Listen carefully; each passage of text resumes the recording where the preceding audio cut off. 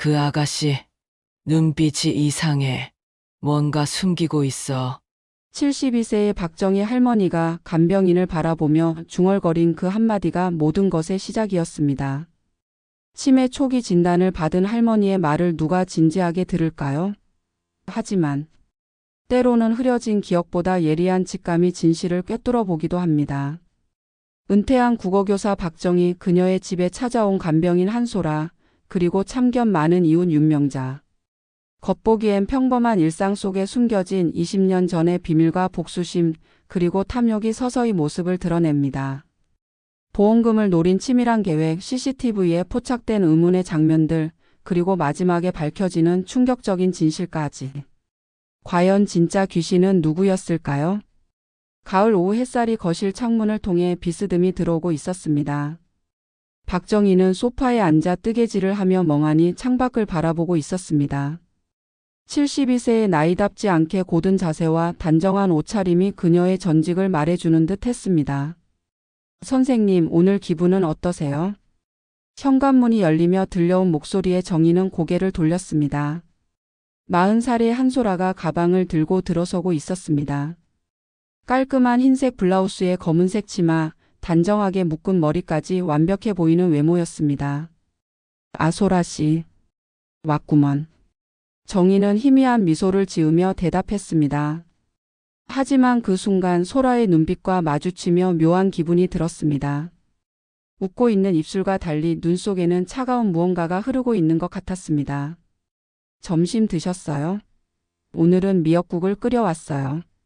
소라는 부엌으로 향하며 능숙하게 짐을 정리했습니다. 이미 2달째 정희를 돌보고 있어서 집안 구조도 완전히 파악하고 있었습니다. 하지만 정희는 계속해서 뭔가 불편한 느낌을 지울 수 없었습니다. 그런데 이상한 것은 소라가 부엌에서 요리하면서도 자꾸만 거실 쪽을 힐끔거린다는 것이었습니다. 특히 TV장 위에 놓인 가족 사진들과 서랍장 주변을 유심히 바라보는 것 같았습니다. 소라 씨, 네 선생님. 자네 눈빛이 참 독특하구먼. 소라의 손이 잠시 멈췄습니다.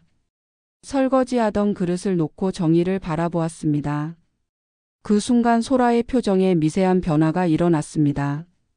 마치 가면이 살짝 벗겨지는 듯한 느낌이었습니다. 어떤 면에서요? 뭔가 숨기고 있는 것 같아서 말이야. 마치 다른 생각을 하고 있는 것 같아. 정희의 말에 소라는 어색하게 웃었습니다.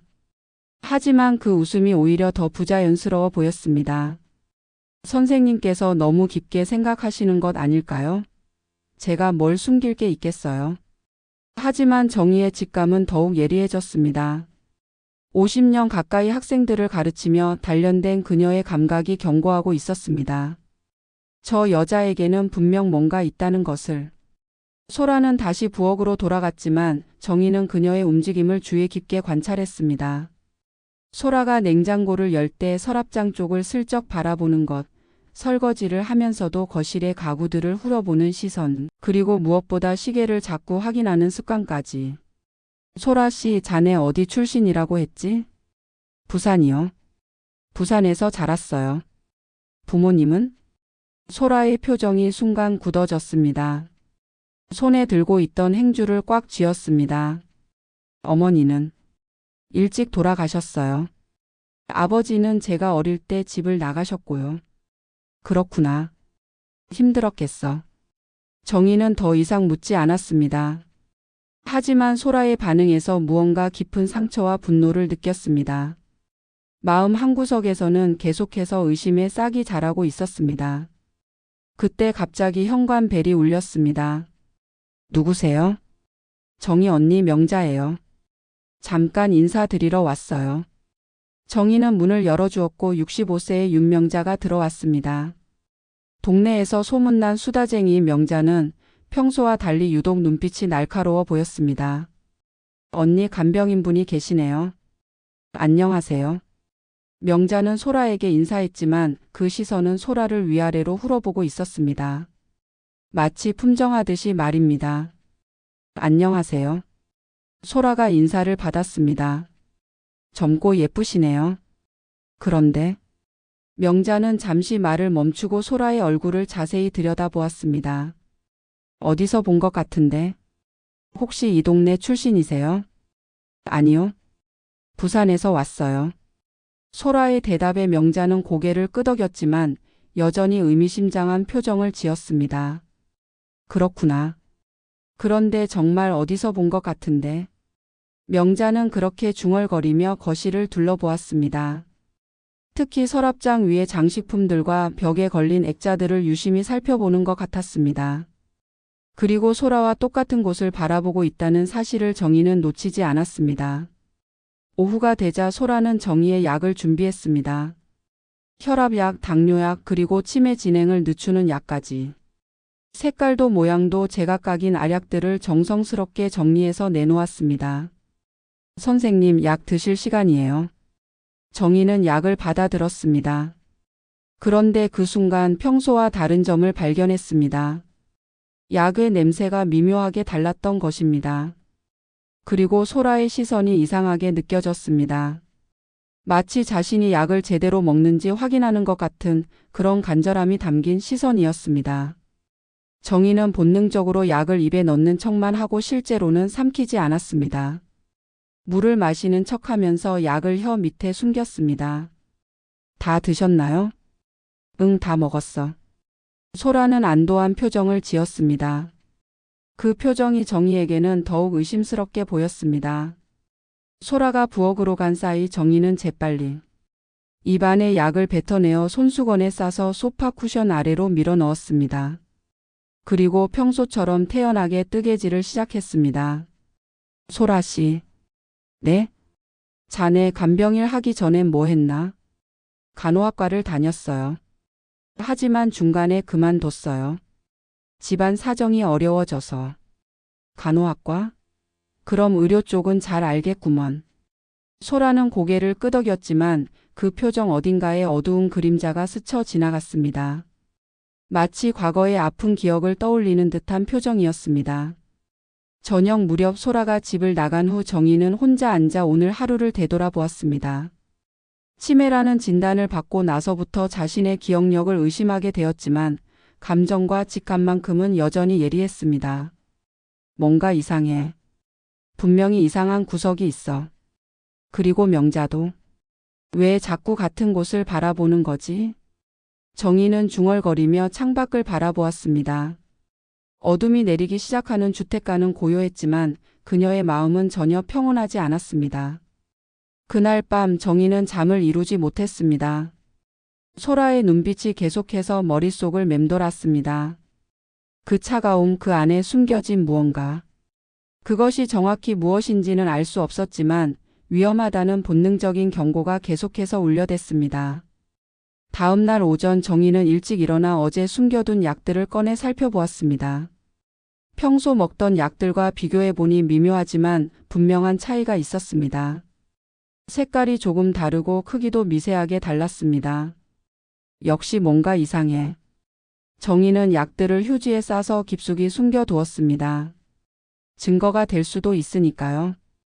오전 10시경 현관벨이 울렸습니다. 정희가 문을 열어보니 명자가 서 있었습니다. 평소보다 일찍 온 것도 이상했지만 명자의 손에 들린 작은 수첩이 더욱 눈에 띄었습니다. 정희 언니 안녕하세요. 일찍 오긴 했지만 중요한 얘기가 있어서요. 아, 명자야. 어서 와. 무슨 중요한 얘기? 명자는 들어오자마자 거실을 휘둘러 보았습니다. 어제와 똑같이 액자들, 장식품들, 그리고 곳곳에 놓인 물건들을 유심히 살펴보는 것 같았습니다. 그런데 이번에는 더욱 노골적이었습니다.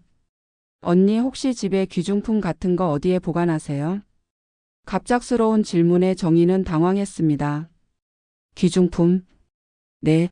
요즘 이 동네에 빈집털이가 많다고 해서요. 특히 혼자 사시는 어르신들 집을 노린다고 하니까 조심하시라고 말씀드리려고요. 명자는 그렇게 말하면서도 시선은 계속해서 서랍장과 TV장 주변을 맴돌았습니다. 그리고 손에 든 수첩에 뭔가를 적고 있었습니다. 귀중한 건 없어. 이 늙은이가 뭘 가지고 있겠어. 그래도 통장이나 도장 그런 건 있으시잖아요. 어디에 보관하세요? 명자의 질문은 점점 더 구체적이 되어 갔습니다. 정희는 불편함을 감추지 못했습니다. 명자야, 자네가 왜 그런 걸 알려고 해? 아, 언니. 오해하지 마세요. 그냥 걱정되어서 그런 거예요. 안전한 곳에 보관하시라고. 명자는 변명했지만 정희는 여전히 의심스러웠습니다. 그때 명자가 갑자기 화제를 바꿨습니다. 그런데 언니, 요즘 같은 세상에 보험은 제대로 들어두셨어요?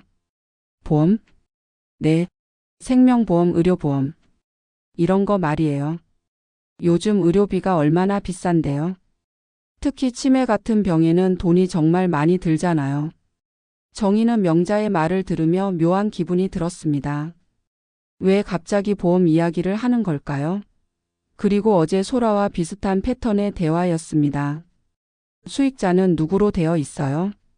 수익자? 네. 보험금 받을 사람 말이에요.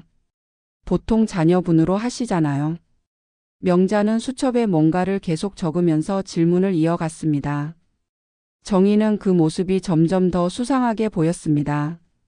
현우로 되어 있지. 당연히. 보험금이 얼마나 돼요? 명자야. 정희가 날카롭게 소리쳤습니다. 자네가 왜 내 보험금을 알려고 해? 명자는 깜짝 놀라며 수첩을 재빨리 가방에 넣었습니다. 아, 언니. 그런 게 아니라. 제가 보험 관련 일을 조금 알거든요. 혹시 더 좋은 조건이 있으면 알려드리려고. 난 이미 내 보험을 다 들어뒀어.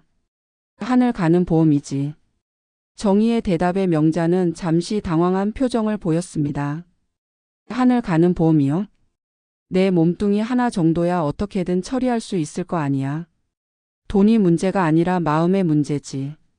명자는 어색하게 웃으며 화제를 돌렸습니다. 하지만 정희는 명자의 진짜 목적이 무엇인지 점점 의심스러워졌습니다. 그런데 현우 씨는 요즘 어떻게 지내세요? 어머니 뵈러 자주 오세요? 아들이야 바쁘지. 사업한다고 정신없어. 사업이 잘 되나요? 요즘 경기가 안 좋다던데. 명자는 계속해서 정희 가족의 경제 상황을 탐문했습니다. 그리고 그 내용들을 머릿속으로 정리하는 듯한 표정을 지었습니다. 그런데 언니, 혹시 현우 씨가 어머니 재산 관리 같은 것도 도와드리나요? 또 다시 돈과 관련된 질문이었습니다. 정희는 명자의 의도를 파악하려 했지만 치매로 인한 기억 장애 때문에 생각이 명확하게 정리되지 않았습니다. 재산이라고 할 것도 없어. 이 집 하나가 전부야. 이 집도 꽤 넓고 좋은 위치에 있잖아요. 요즘 부동산 값이 많이 올랐다던데. 시세가 얼마나 될까요? 명자는 은근슬쩍 거실을 둘러보며 집의 구조와 상태를 파악하는 것 같았습니다.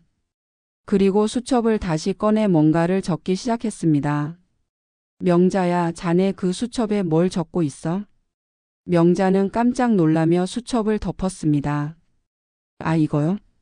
그냥 동네 소식 정리하는 거예요. 요즘 일어난 일들 기록해두고. 내 집 얘기도 적는 거야? 아니에요, 언니.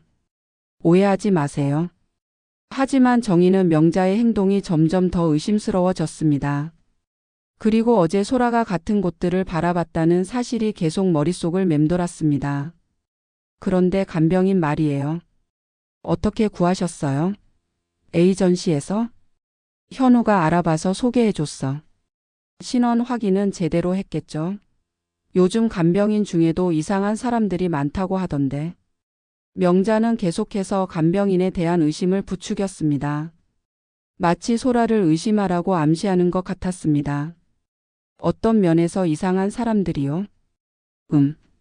어르신들 재산 노리고 접근하는 경우도 있고 아니면 보험금을 노리는 경우도 있다고 해요. 명자의 말을 들으며 정희는 소름이 돋았습니다. 보험금이라는 단어가 다시 나왔습니다. 언니, 정말 조심하세요. 요즘 같은 세상에 간병인도 함부로 못 믿어요. 특히 젊고 예쁜 여자일수록 더 의심해 봐야 해요. 명자는 마치 미리 준비한 대본을 읽는 것처럼 유창하게 말했습니다. 그리고 정희의 반응을 주의 깊게 관찰하고 있었습니다. 그런데 그 간병 인분 어디서 많이 본 것 같다고 했잖아요. 혹시 기억나셨어요? 아직은. 하지만 분명히 어디서 본 것 같아요. 계속 생각해 보니까 더 확실해져요. 명자는 의미심장한 표정으로 말했습니다. 마치 뭔가 알고 있다는 듯한 표정이었습니다. 정희는 명자의 말을 들으며 점점 혼란스러워졌습니다. 어제부터 느꼈던 소라에 대한 불안감과 지금 명자의 경고가 겹치면서 의심은 더욱 커져갔습니다. 하지만 동시에 명자의 행동도 똑같이 의심스러웠습니다. 명자야, 자네도 뭔가 이상하구나. 저도요? 응. 자네도 뭔가 숨기고 있는 것 같아. 특히 그 수첩. 정말 동네 소식만 적는 거야? 명자의 표정이 순간 굳어졌습니다. 언니 무슨 말씀을? 저는 정말 언니 걱정되어서 온 거예요. 그럼 그 수첩 좀 보여줘. 이건 개인적인 거라서. 명자는 가방을 꽉 붙잡으며 거절했습니다. 그 모습이 정희에게는 더욱 의심스럽게 보였습니다. 명자가 돌아간 후 정희는 혼자 앉아 생각에 잠겼습니다. 소라의 이상한 눈빛과 약물 조작, 명자의 수상한 질문들과 수첩. 뭔가 연결고리가 있는 것 같았지만 정확히 파악하기 어려웠습니다. 둘 다 같은 곳을 바라봤어. 그리고 둘 다 내 재산과 보험에 관심이 많아. 이게 우연일까? 정희는 점점 확신이 들기 시작했습니다. 소라와 명자 사이에 뭔가 연결고리가 있다는 것을. 오후에 소라가 왔을 때 정희는 그녀를 더욱 주의 깊게 관찰했습니다. 약을 정리하는 모습, 집안을 청소하는 모습, 그리고 무엇보다 자신을 바라보는 시선까지. 선생님, 오늘 컨디션은 어떠세요? 응, 그럭저럭이야. 그런데 소라 씨. 네? 혹시 명자 아줌마 아세요? 우리 이웃에 사는. 소라의 표정이 미묘하게 변했습니다. 너무 빠르게 지나가서 놓칠 뻔했지만 정희의 예리한 눈이 그것을 포착했습니다. 아니요. 모르는데요. 왜 그러세요? 그냥 자네들이 비슷한 것 같아서. 비슷하다고요? 관심사가 말이야. 둘 다 내 재산이나 보험에 관심이 많더라고. 소라는 당황한 표정을 지었습니다. 저는 그런 거에 관심 없는데요. 하지만 정희는 소라의 거짓말을 간파했습니다. 소라의 목소리가 미묘하게 떨리고 있었기 때문입니다. 그날 저녁 정희는 아들 현우에게 전화를 걸었습니다. 현우야. 네 어머니. 무슨 일이세요? 간병인 말이야. 소라 씨 신원 확인은 제대로 했지? 그리고 명자도 좀 이상해. 왜요? 무슨 일이 있으셨어요? 정희는 오늘 있었던 일들을 현우에게 설명했습니다. 명자의 수상한 질문들, 수첩에 뭔가를 적는 행동, 그리고 소라와 비슷한 관심사들까지. 어머니 혹시 치매 때문에 의심이 많아지신 건 아니에요? 현우는 한숨을 쉬었습니다. 어머니의 치매 증상이 진행되면서 이런 의심들이 늘어나고 있다고 생각했습니다. 아니야, 현우야. 내 직감은 아직 살아있어. 분명히 뭔가 이상한 일이 일어나고 있어. 어머니 소라 씨는 정말 괜찮은 분이에요. 그리고 명자 이모님도 오랜 이웃이잖아요. 너무 걱정하지 마세요. 전화를 끊은 후 정희는 답답한 마음을 달래기 위해 창밖을 바라보았습니다. 어둠 속에서 가로등 불빛이 흔들리고 있었고 그 사이로 누군가의 그림자가 스쳐 지나가는 것 같았습니다. 누군가 지켜보고 있어. 정희는 확신했습니다. 그리고 그 누군가가 소라와 명자 중 하나 아니면 둘 다일 가능성이 높다고 생각했습니다. 3장 CCTV 속의 진실과 명자의 정체. 며칠 후 아들 현우는 어머니에 대한 걱정으로 밤잠을 이루지 못했습니다. 어머니의 전화 이후로 계속해서 불안한 마음이 들었기 때문입니다. 치매 초기 증상이라고 해서 무시하기에는 어머니의 목소리에 너무나 절실함과 확신이 있었습니다. 혹시 모르니까. 현우는 몇 달 전에 설치해둔 CCTV를 확인해 보기로 했습니다. 어머니의 안전을 위해 거실과 현관에 설치한 것이었는데 평소에는 거의 확인하지 않았습니다. 하지만 어머니의 말이 계속 신경 쓰였습니다. 휴대폰으로 CCTV 앱에 접속한 현우는 지난 며칠간의 영상을 확인하기 시작했습니다. 대부분 평범한 일상의 모습들이었습니다. 어머니가 혼자 TV를 보거나 뜨개질을 하는 모습, 소라가 와서 청소하고 요리하는 모습들. 그런데 한 장면에서 현우의 손이 멈췄습니다. 화면 속에서 소라가 어머니에게 약을 건네주고 있었습니다. 어머니는 약을 받았지만 소라가 부엌으로 간 사이에 슬그머니 약을 소파, 쿠션 아래쪽으로 밀어넣는 모습이 보였습니다. 이게 뭐지? 현우는 영상을 다시 재생했습니다. 분명히 어머니가 약을 먹는 척하고 숨기고 있었습니다. 왜 그랬을까요? 더 놀라운 것은 그 다음 장면이었습니다. 소라가 부엌에서 나와 거실로 왔을 때 어머니가 약을 제대로 먹었는지 확인하는 듯한 시선으로 주변을 살펴보는 모습이 포착되었습니다. 그리고 소라의 표정에는 실망과 초조함이 섞여 있었습니다. 뭔가 이상하다. 현우는 다른 날짜의 영상들도 확인해 보았습니다. 비슷한 패턴이 반복되고 있었습니다. 어머니는 소라가 주는 약을 먹는 척하고 숨기고 있었고 소라는 그것을 확인하려는 듯한 행동을 보이고 있었습니다. 가장 충격적인 것은 소라가 혼자 있을 때의 모습이었습니다. 어머니가 화장실에 간 사이 소라는 거실을 둘러보며 서랍장과 액자 뒤쪽을 뒤지는 모습이 보였습니다. 마치 뭔가를 찾고 있는 것 같았습니다. 그리고 TV장 뒤쪽도 살펴보고 심지어 가족 사진들 뒤까지 들춰보고 있었습니다. 이건 정말 이상하다. 현우는 더 오래된 영상들을 찾아보았습니다. 그리고 한 달 전 영상에서 더욱 의심스러운 장면을 발견했습니다. 소라가 어머니의 약통을 들고 뭔가를 넣고 있는 모습이었습니다. 화면이 선명하지 않아서 정확히 무엇을 하는지는 알 수 없었지만 분명히 약통을 조작하고 있었습니다. 그리고 원래 약들은 따로 봉지에 담아 가방에 넣고 있었습니다. 세상에, 어머니 말이 맞았구나. 하지만 더 놀라운 발견이 기다리고 있었습니다. 며칠 전 영상을 확인하던 중 명자가 소라와 함께 있는 장면을 발견한 것입니다. 어머니가 잠깐 낮잠을 자는 사이 명자가 조용히 집에 들어왔습니다. 그리고 소라와 함께 거실을 돌아다니며 무언가를 찾고 있었습니다. 둘은 대화를 나누며 서랍장을 열어보고 장식품들을 확인하고 심지어 벽지 뒤쪽까지 살펴보고 있었습니다. 둘이 아는 사이야? 현우는 더 자세히 관찰했습니다. 명자와 소라는 처음 만나는 사이가 아니었습니다. 서로 익숙한 모습으로 대화하고 있었고 명자가 소라에게 지시하는 듯한 모습도 보였습니다. 그리고 가장 충격적인 장면이 나왔습니다. 명자가 수첩을 꺼내 뭔가를 적고 소라가 그것을 보며 고개를 끄덕이는 모습이었습니다. 마치 계획을 점검하는 것 같았습니다. 현우는 급하게 어머니에게 전화를 걸었습니다. 어머니, 지금 소라 씨나 명자 이모님 있어요? 아니, 둘 다 없어. 왜? 어머니, 혹시 소라 씨가 주는 약 제대로 드시고 있어요? 정희는 잠시 침묵했습니다.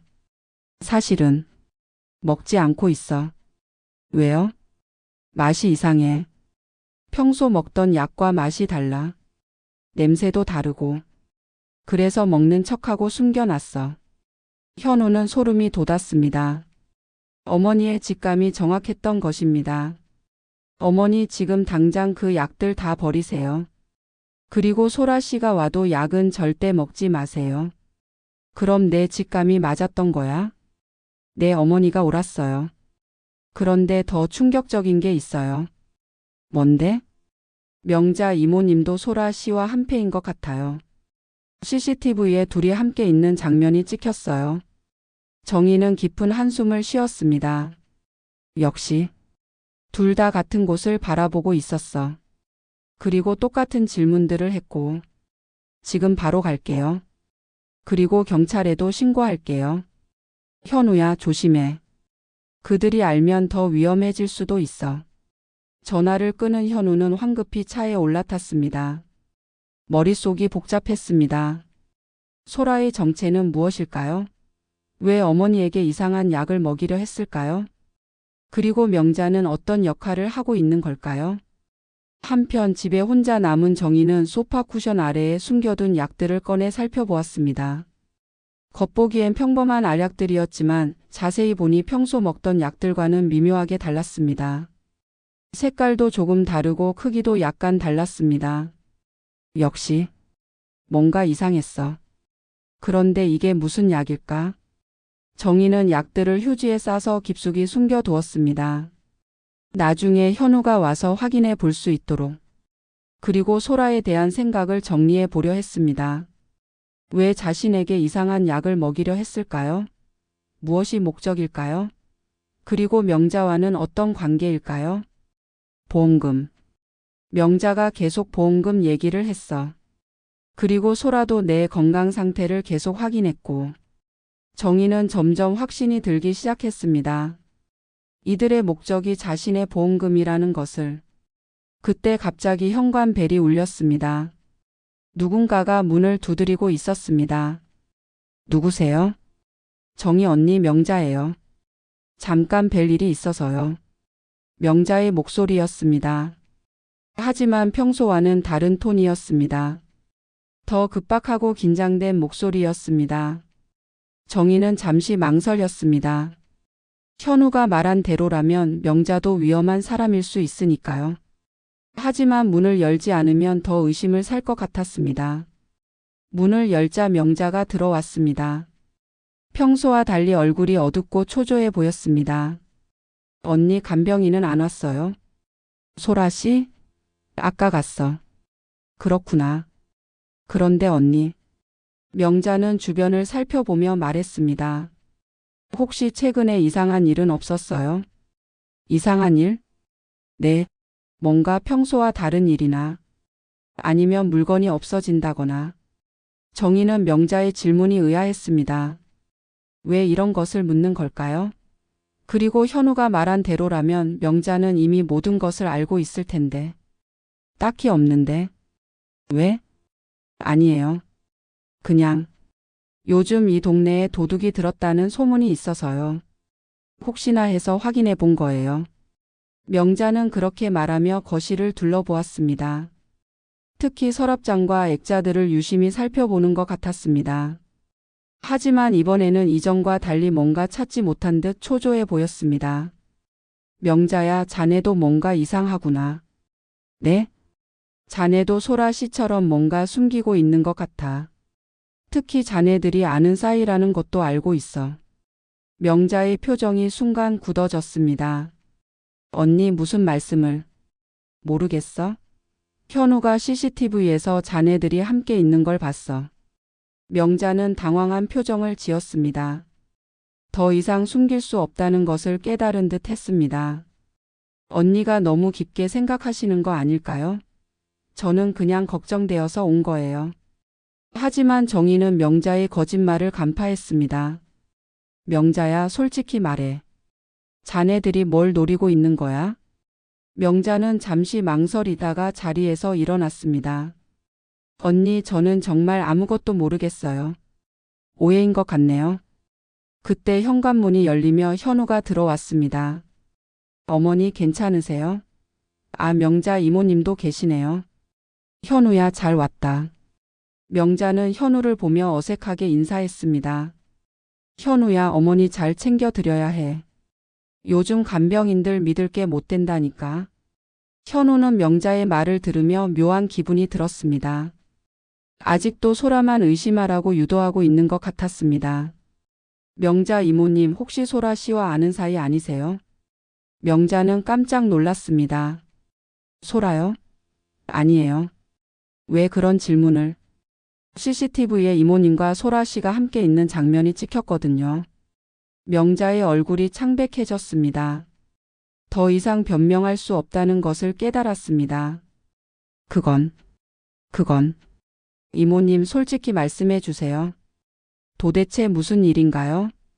하지만 명자는 대답하지 않고 급하게 자리에서 일어났습니다. 저는 가봐야겠어요. 명자는 황급히 집을 나갔습니다. 뒤에 남겨진 정희와 현우는 서로를 바라보았습니다. 어머니, 이제 확실해졌네요. 둘 다 뭔가 계획하고 있어요. 그런 것 같아. 하지만 정확히 뭘 원하는 걸까? 아마 보험금일 거예요. 이모님이 계속 보험 얘기를 했다고 하셨잖아요. 정희는 고개를 끄덕였습니다. 그럼 내가 죽어야 그들이 돈을 받을 수 있다는 말이야? 그런 것 같아요. 그래서 이상한 약을. 현우는 끔찍한 추측을 멈췄습니다. 하지만 둘 다 같은 생각을 하고 있었습니다. 그날 밤 현우는 어머니와 함께 소라와 명자에 대한 대책을 논의했습니다. 어머니, 일단 소라 씨와의 계약은 해지하는 게 좋겠어요. 그래야겠지. 하지만 증거가 더 필요하지 않을까? 현우는 CCTV 영상을 어머니에게 보여주었습니다. 정희는 화면을 보며 고개를 끄덕였습니다. 역시 내 직감이 맞았어. 어머니의 직감을 무시해서 죄송해요. 앞으로는 어머니 말씀을 더 귀 기울여 들을게요. 그날 밤부터 정희와 현우는 교대로 집을 지키기로 했습니다. 소라가 다시 올 때를 대비해서였습니다. 하지만 이상하게도 소라는 다음 날부터 나타나지 않았습니다. 이틀째 되는 날 밤 정희는 창밖으로 이상한 그림자를 보았습니다. 누군가가 집 주변을 맴도는 것 같았습니다. 가로등 불빛에 비친 그림자는 분명히 사람의 것이었지만 누구인지는 알 수 없었습니다. 현우야, 창밖 좀 봐. 왜요, 어머니? 누군가 밖에 있는 것 같아. 현우는 창문으로 다가가 밖을 내다보았습니다. 하지만 아무것도 보이지 않았습니다. 아무도 없는데요? 방금 전까지 분명히 있었는데. 휴대폰으로 뭔가 찍는 것 같았어. 정희는 확신했지만 현우는 어머니의 착각일 가능성을 생각했습니다. 하지만 만약을 위해 집 주변을 한 바퀴 돌아보기로 했습니다.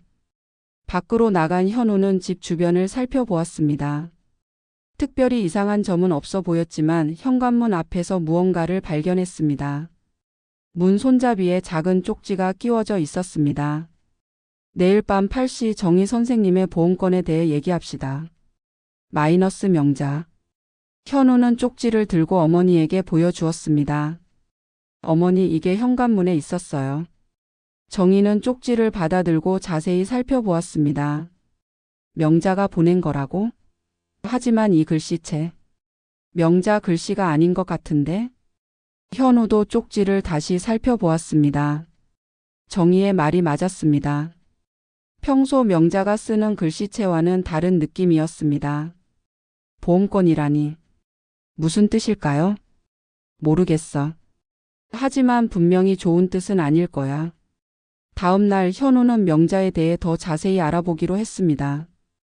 동네 부동산에서 일하는 지인에게 연락해 명자의 과거를 조사해달라고 부탁했습니다. 오후에 받은 연락은 충격적이었습니다. 현우야, 윤명자라는 사람 조사해봤는데 이상한 점이 많아. 어떤 점이요? 일단 이 동네에 산지 얼마 안 됐어.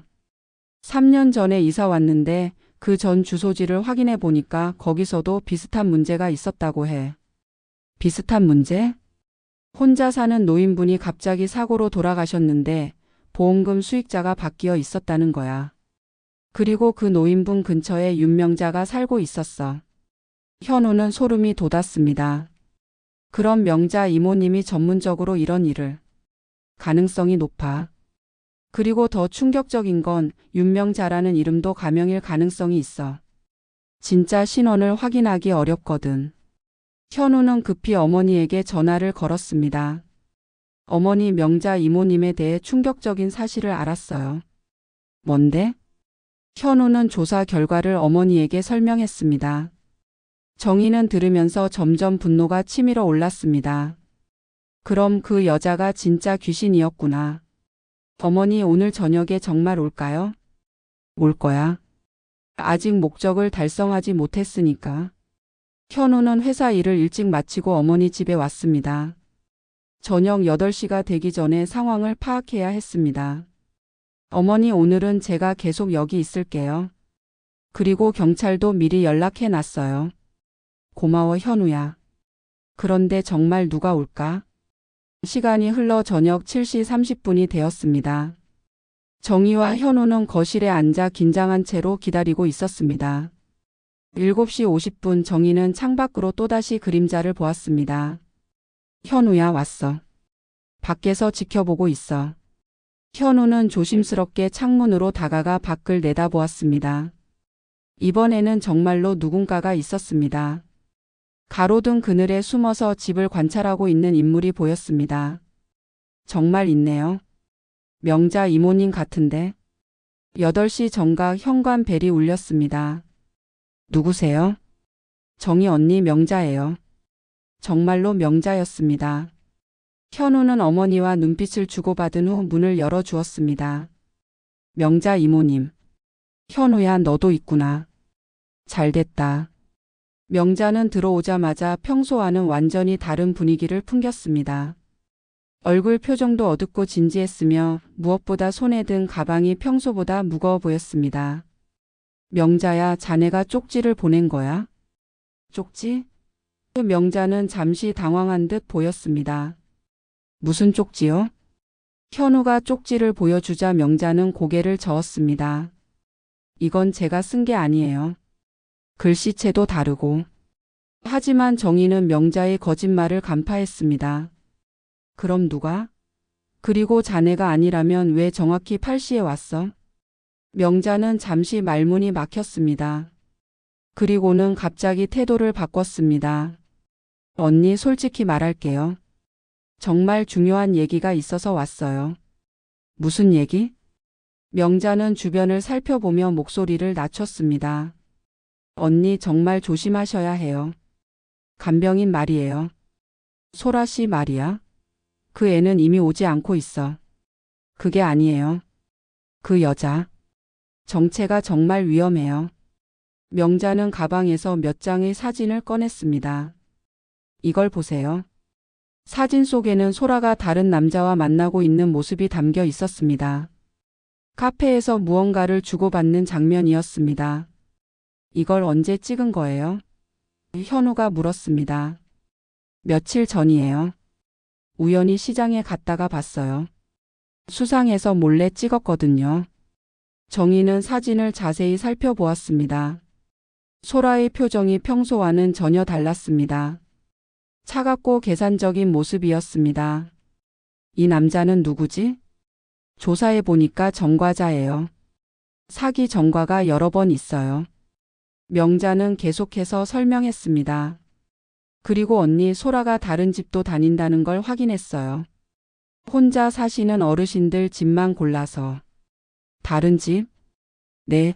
그런데 이상하게도 그 어르신들이 갑자기 아프시거나 아니면 사고를 당하신다고 해요. 현우는 소름이 돋았습니다. 그럼 소라 씨가 의도적으로? 확실해요. 그래서 언니께 경고하러 온 거예요. 명자의 설명을 들은 정희는 더욱 혼란스러워졌습니다. 명자의 말이 사실이라면 소라는 정말 위험한 사람이었습니다. 하지만 동시에 명자도 의심스러웠습니다. 그런데 명자야, 자네는 어떻게 이런 걸 다 알게 된 거야? 명자는 잠시 주저했습니다. 실은 제가 개인적으로 조사를 좀 해봤어요. 언니가 걱정되어서요. 조사? 네. 소라의 이전 직장이나 경력 같은 것들을 알아봤거든요. 그런데 거짓이 많더라고요. 현우는 명자의 말을 들으며 복잡한 기분이 들었습니다. 한편으로는 고마운 마음도 들었지만 다른 한편으로는 명자가 왜 이렇게까지 신경 쓰는지 의아했습니다. 명자 이모님, 감사해요. 하지만 이제 소라 씨와는 연락을 끊었으니까 괜찮을 거예요. 명자는 더 많은 경고를 했지만 정희는 왠지 모르게 명자의 말에도 의심이 들기 시작했습니다. 너무 자세히 알고 있는 것 같았고 너무 적극적으로 개입하고 있는 것 같았습니다. 명자야, 자네도 솔직히 말해봐. 뭘요? 자네와 소라가 아는 사이라는 것 말이야. CCTV에 다 나왔어. 명자의 표정이 순간 굳어졌습니다. 더 이상 숨길 수 없다는 것을 깨달았습니다. 언니, 그건.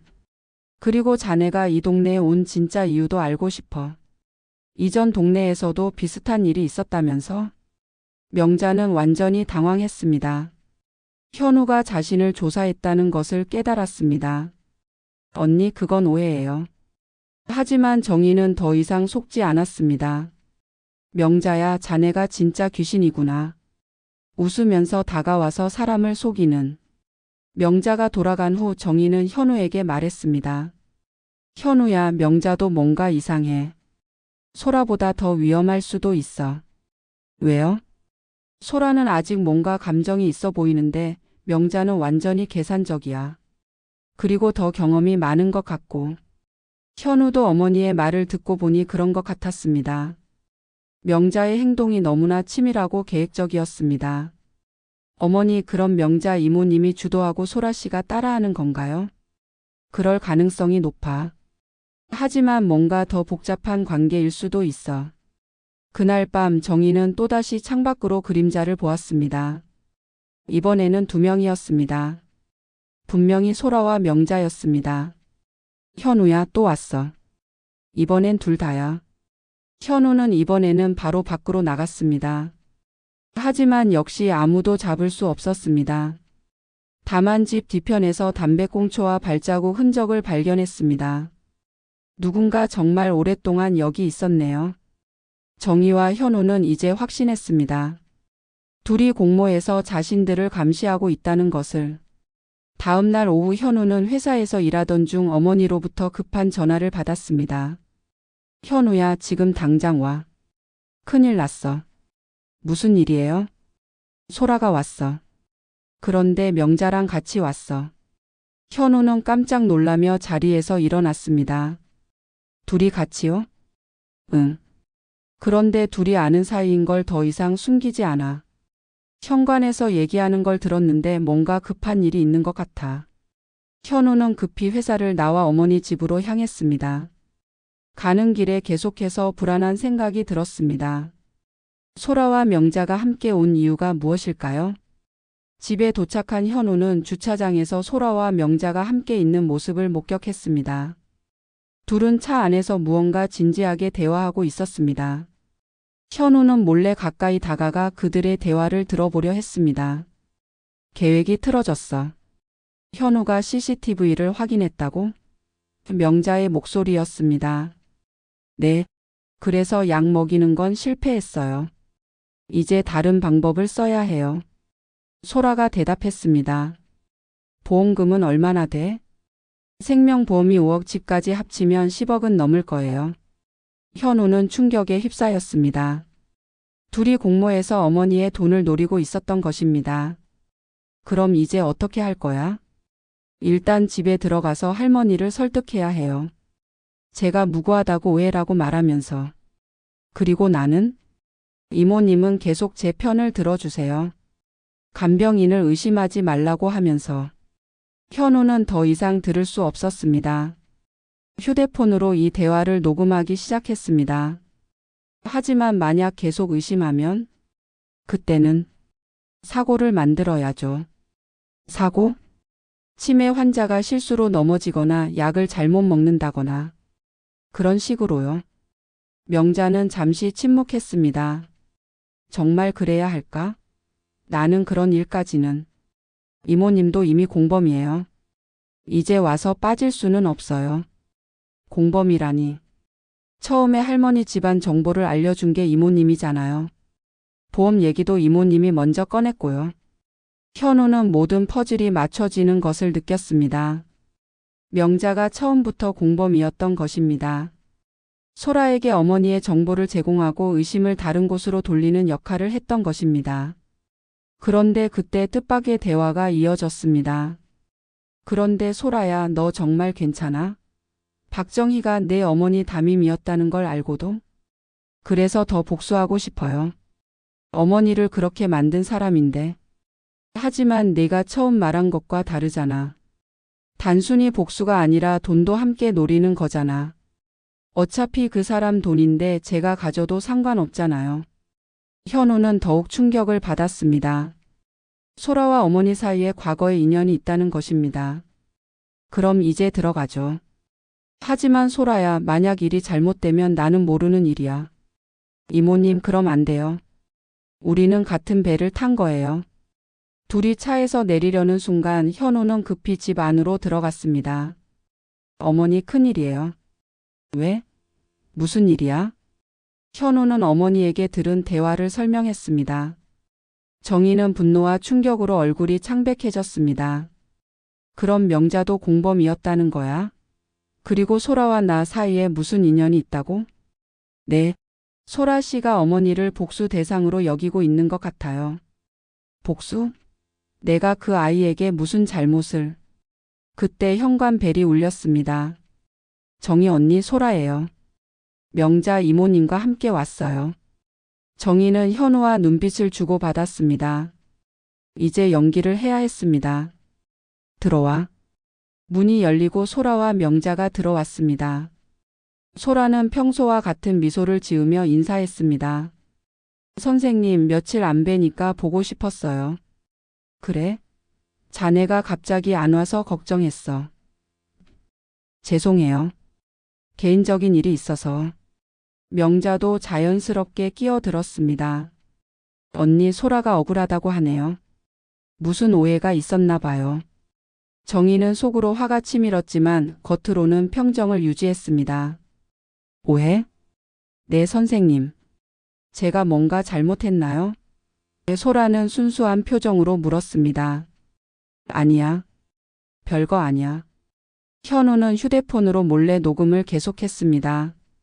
이들의 말과 행동을 모두 증거로 남겨야 했습니다. 그럼 다시 돌봐드려도 될까요? 물론이지. 소라는 안도한 표정을 지었습니다. 하지만 정희는 소라의 눈 속에서 여전히 차가운 무언가를 느꼈습니다. 그럼 오늘부터 다시 시작할게요. 약도 제대로 챙겨 드릴게요. 그 순간 정희의 직감이 더욱 예리해졌습니다. 소라의 목소리, 톤, 표정 모든 것이 가짜라는 것을 확신했습니다. 소라야. 네, 선생님. 자네 눈빛이 여전히 이상하구나. 소라의 표정이 순간 굳어졌습니다. 어떤 면에서요? 마치 뭔가 나쁜 일을 꾸미고 있는 사람 같아. 그리고 나를 미워하는 것 같아. 명자가 급히 끼어들었습니다. 언니, 그런 말씀 마세요. 소라가 얼마나 착한 애인데. 명자야, 자네도 마찬가지야. 저도요? 응. 자네도 뭔가 숨기고 있어. 그리고 소라를 부추기고 있는 것 같아. 소라와 명자는 서로 눈빛을 주고받았습니다. 정희는 그 순간을 놓치지 않았습니다. 역시 자네들이 아는 사이구나. 그리고 나를 상대로 뭔가 계획하고 있지? 둘의 표정이 동시에 변했습니다. 더 이상 연기할 필요가 없다는 듯이. 할머니가 생각보다 눈치가 빠르네. 소라의 목소리가 차갑게 변했습니다. 소라야. 명자가 제지했지만 이미 늦었습니다. 뭐 어때요? 어차피 이제. 그때 현우가 나섰습니다. 이제 뭐요? 소라는 현우를 보며 냉소적으로 웃었습니다. 어차피 아무도 믿지 않을 거예요. 치매 환자의 헛소리라고 생각할 테니까. 하지만 증거가 있어요. 현우는 휴대폰을 보여주었습니다. 방금 전 주차장에서 나눈 대화 모두 녹음했어요. 소라와 명자의 얼굴이 창백해졌습니다. 소라는 잠시 당황했지만 곧 차분해졌습니다. 오히려 웃기 시작했습니다. 증거요? 그게 뭐 대수라고요?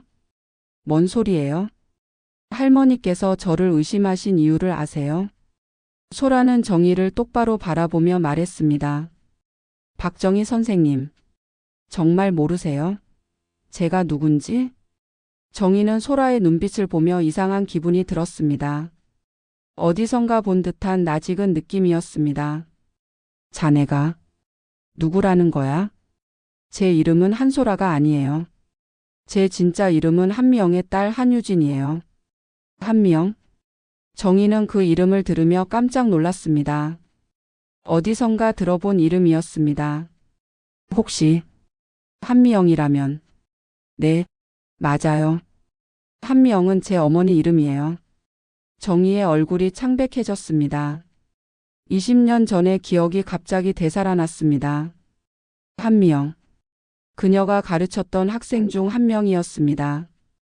똑똑하고 성실했지만 한 가지 사건으로 인해 학교를 떠나야 했던 학생. 그럼 자네는? 네, 한미영의 딸이에요. 어머니가 억울하게 누명을 쓰고 퇴학당한 그 한미영의 딸.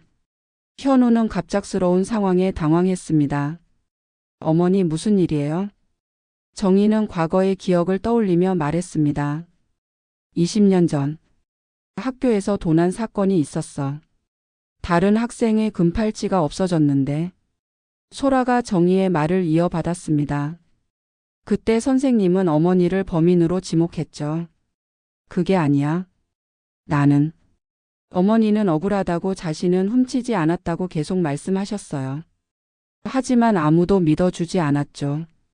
소라의 목소리에는 깊은 원망이 담겨 있었습니다.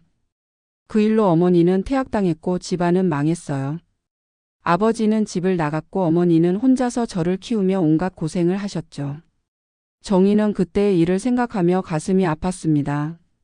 하지만 그때 상황은 복잡했습니다. 소라야. 아니 유진아. 그때 일은 뭐요? 어머니가 정말 도둑이었다고요? 아니야. 사실은. 정희는 잠시 망설였습니다. 20년 동안 숨겨왔던 진실을 말해야 할까요? 사실은 진짜 범인이 따로 있었어. 소라의 표정이 변했습니다. 뭐라고요? 금팔찌를 훔친 건 다른 학생이었어.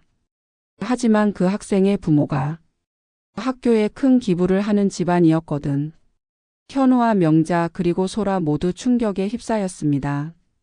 그럼 왜 어머니를? 학교에서 압력을 받았어. 조용히 처리하라고. 그래서 미영이가 희생양이 된 거야. 정희는 눈물을 흘리며 계속 말했습니다. 나는 미영이가 억울하다는 걸 알고 있었어. 하지만 어린 교사였던 나로서는 학교 방침에 반대할 수 없었어. 그때 나도 신입 교사였고 학교를 떠날 각오를 하지 못했어. 그리고 나중에 진실을 밝히려고 했지만 이미 미영이는 전학을 갔고 연락처도 알 수 없었어. 소라는 충격에 휩싸여 말을 잇지 못했습니다. 그럼 어머니는 정말 무죄였다는 거예요? 그래. 미영이는 완전히 무고했어. 내가 잘못했어. 소라는 주저앉으며 울기 시작했습니다. 20년간 품어왔던 원망이 한순간에 무너져 내렸습니다. 어머니는 그 일로 평생 고생하시다가 돌아가셨어요. 누명을 벗지 못한 채로. 정희도 울음을 터뜨렸습니다. 미안해. 정말 미안해. 용서해줘. 현우는 이 상황을 지켜보며 복잡한 감정에 휩싸였습니다. 어머니의 과거, 소라의 복수심, 모든 것이 연결되어 있었던 것입니다. 그런데 그때 명자가 갑자기 일어서며 말했습니다. 이제 그만해요. 감동적인 재회는 여기까지.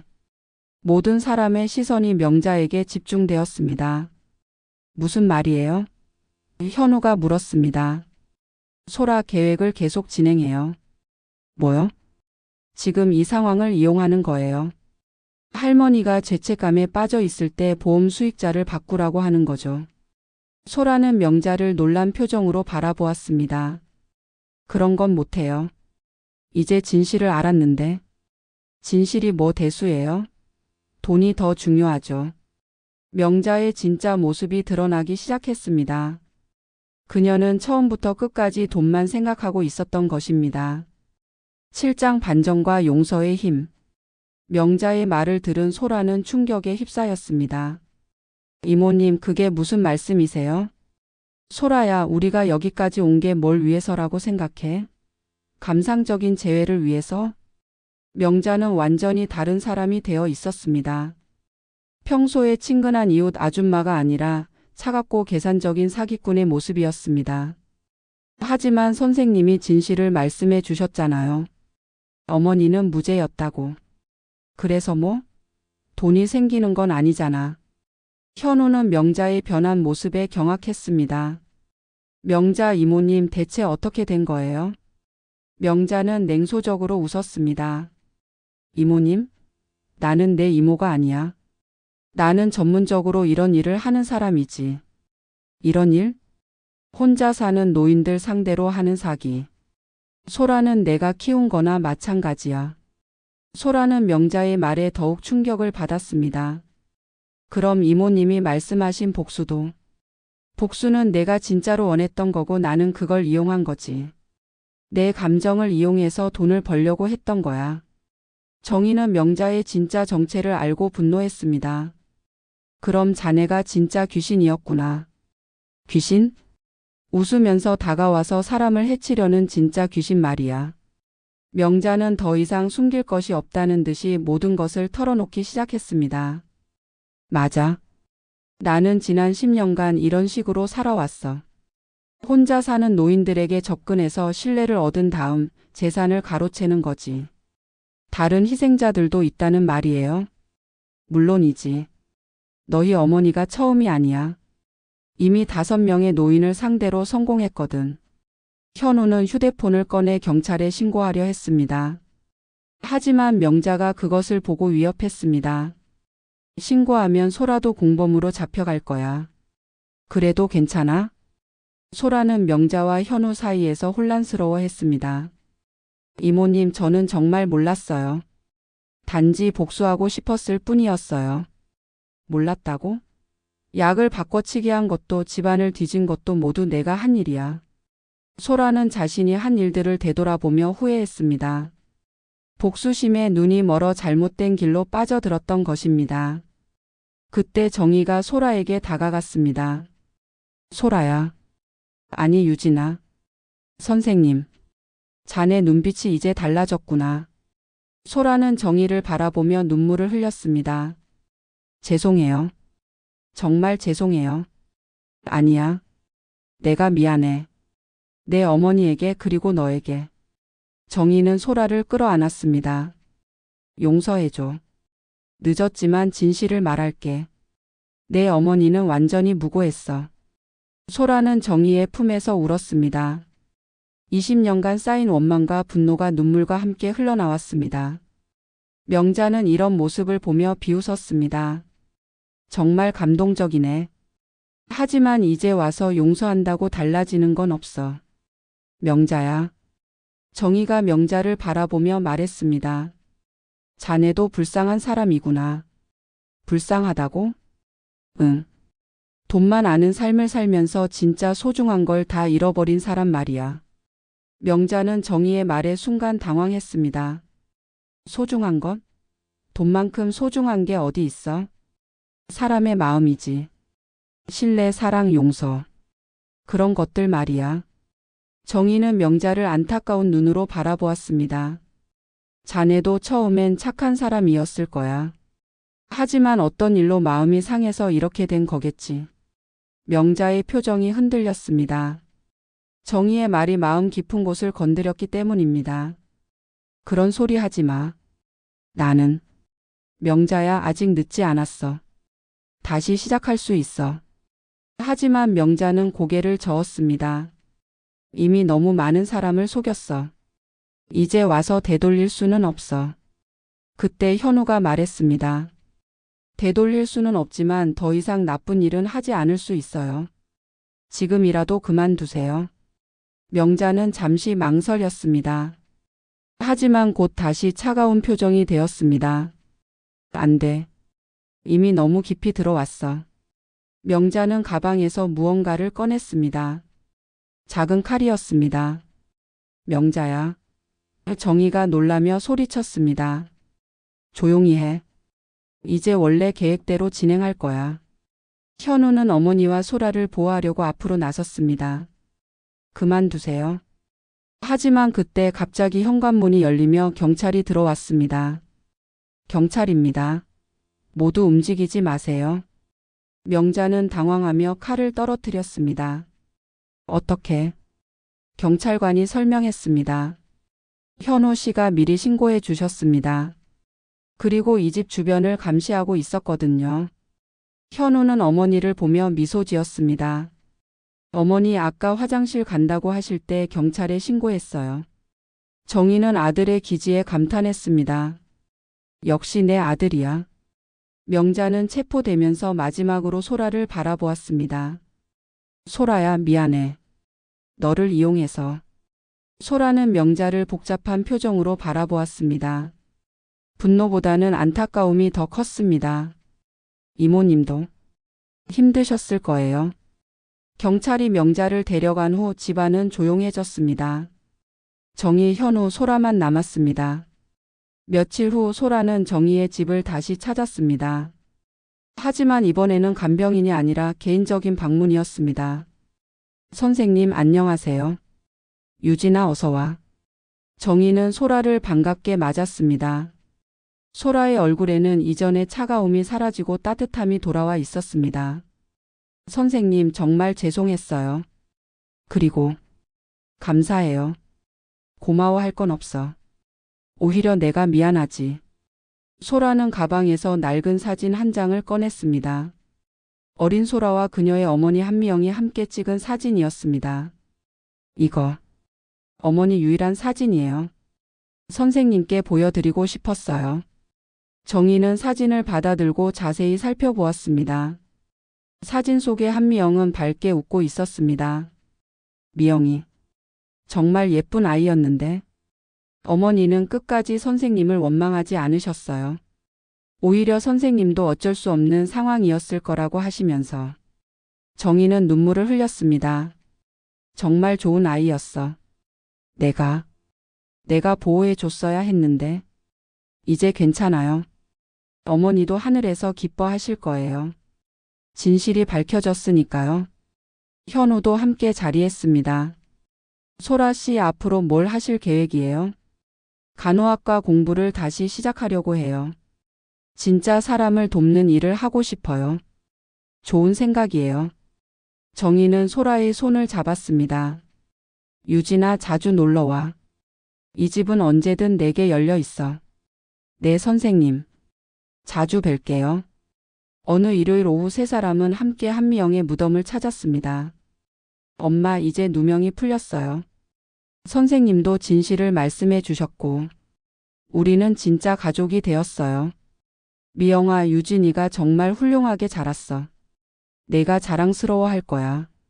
무덤가에는 평화로운 바람이 불었습니다. 모든 것이 치유되고 용서받는 바람이었습니다. 정희는 소라에게 어머니의 마지막 편지를 전해 주었습니다. 선생님께. 비록 이런 일이 일어났지만 선생님을 원망하지 않습니다. 제 딸이 태어나면 선생님 같은 훌륭한 선생님을 만나게 해주세요. 그리고 선생님도 건강하시고 행복하세요. 마이너스 한미영 올림. 소라는 편지를 읽으며 눈물을 흘렸습니다. 어머니의 넓은 마음을 새삼 깨달았습니다. 그 후로도 세 사람의 평화로운 일상은 계속되었습니다. 정희의 치매는 서서히 진행되었지만 사랑과 관심 속에서 그 속도는 많이 늦춰졌습니다. 몇 달 후 소라는 간호학과에 복학했습니다. 그리고 정희를 진심으로 돌보기 시작했습니다. 이번에는 돈을 위해서가 아니라 마음에서 우러나는 사랑으로. 선생님, 오늘 컨디션은 어떠세요? 유진이가 있으니까 매일 좋아. 저도 선생님과 함께 있으면 마음이 평온해져요. 한편 명자는 재판에서 다른 사기 사건들까지 모두 밝혀져 중형을 선고받았습니다. 하지만 정희는 명자를 위해 탄원서를 써주었습니다. 어머니 왜 명자를 위해 탄원서를 써주세요? 그 사람도 피해자일 수 있어. 뭔가 큰 상처가 있었을 거야. 정희의 말처럼 명자에게는 과거에 큰 배신을 당한 경험이 있었습니다. 그것이 그녀를 이렇게 만든 것이었습니다. 어느 날 저녁 정희는 소라와 현우와 함께 저녁을 먹으며 말했습니다. 너희들 덕분에 내 인생이 더 풍요로워졌어. 저희가 뭘 했다고요? 소라가 물었습니다. 진짜 가족을 만들어준 거지. 혈연이 아니어도 마음으로 이어진 진짜 가족 말이야. 현우도 고개를 끄덕였습니다. 맞아요. 우리는 이제 진짜 가족이에요. 정희는 두 사람을 바라보며 행복한 미소를 지었습니다. 치매라는 병은 여전히 진행되고 있었지만 마음만큼은 더욱 풍요로워졌습니다. 그런데 선생님. 응? 처음에 말씀하신 것 기억해요? 진짜 귀신은 웃으면서 온다고. 정희는 웃으며 대답했습니다. 맞아. 명자가 바로 그런 귀신이었지. 하지만 알았지? 뭘요? 사람도 웃으면서 용서할 수 있다는 걸. 그리고 그게 진짜 귀신보다 더 강하다는 걸. 소라와 현우는 정희의 말에 깊이 공감했습니다. 용서의 힘이 얼마나 큰지를 몸소 체험했기 때문입니다. 너희들 내가 기억을 잃더라도 사랑하는 마음만은 변하지 않을 거야. 네, 선생님. 저희도 계속 함께 있을게요. 그날 밤 정희는 흐릿한 기억 속에서도 또렷하게 말했습니다. 진짜 귀신은 웃으면서 온단다. 하지만 사람도 웃으면서 용서할 수 있단다. 소라와 현우는 정희의 말에 깊이 공감했습니다. 용서의 힘이 얼마나 큰지를 몸소 체험했기 때문입니다. 정희와 소라 그리고 현우. 세 사람은 이제 진짜 가족이 되었습니다. 혈연이 아닌 마음으로 이어진 진정한 가족으로. 시간이 흘러도 이들의 인연은 계속되었습니다. 소라는 간호사가 되어 많은 환자들을 돌보았고 항상 정의의 가르침을 기억하며 따뜻한 마음으로 사람들을 대했습니다. 현우는 어머니를 통해 진정한 가족의 의미를 깨달았고 소라와는 진짜 남매처럼 서로를 아끼며 지냈습니다. 그리고 정의는 비록 기억이 흐려져 갔지만 두 사람과 함께하는 매일이 행복했습니다. 과거의 잘못을 용서받고 새로운 가족을 얻은 것이 그녀에게는 가장 큰 선물이었습니다. 어느 겨울날 세 사람은 함께 눈 내리는 창밖을 바라보며 앉아 있었습니다. 선생님, 눈이 정말 예쁘게 내리네요. 그래, 정말 아름답구나. 너희들과 함께 보니까 더 예뻐. 어머니, 내년에도 함께 눈 구경해요. 그래. 내년에도 그 다음에도. 정희는 알고 있었습니다. 자신에게 남은 시간이 많지 않다는 것을. 하지만 그것보다 더 중요한 것은 지금 이 순간이었습니다. 사랑하는 사람들과 함께하는 이 소중한 시간 말입니다. 유진아, 현우야. 네, 선생님. 고마워. 정말 고마워. 저희야말로 감사해요. 그렇게 세 사람의 아름다운 이야기는 계속되었습니다. 비록 시간은 흘러가고 기억은 사라져도 사랑만은 영원히 남을 것입니다. 마무리. 이 이야기는 실제로 우리 주변에서 일어날 수 있는 일들을 바탕으로 구성되었습니다. 치매를 앓고 계신 어르신들의 예리한 직감과 따뜻한 마음, 그리고 잘못된 길로 빠졌다가도 다시 돌아올 수 있는 인간의 선함을 그려보고 싶었습니다. 때로는 상처받은 마음이 복수심으로 변하기도 하지만 진실과 용서의 힘 앞에서는 그 모든 것이 치유될 수 있습니다. 박정희 선생님의 늦은 고백과 한유진의 용서, 그리고 그들이 만들어낸 새로운 가족의 모습은 우리에게 많은 것을 생각하게 합니다. 우리 곁에는 박정희 선생님처럼 조용히 사랑을 실천하시는 어르신들이 계십니다. 그분들의 지혜와 직감, 그리고 용서하는 마음을 배워가며 살아가면 좋겠습니다. 또한 한유진처럼 상처받은 마음을 품고 살아가는 이들에게도 따뜻한 관심과 이해를 보여주시기 바랍니다. 오늘 이야기를 들어주셔서 진심으로 감사합니다. 혹시 주변에 어려움을 겪고 계신 어르신들이나 상처받은 마음을 가진 분들이 계시다면 따뜻한 관심을 보여주시기 바랍니다. 여러분의 소중한 감상과 생각을 댓글로 나눠주세요.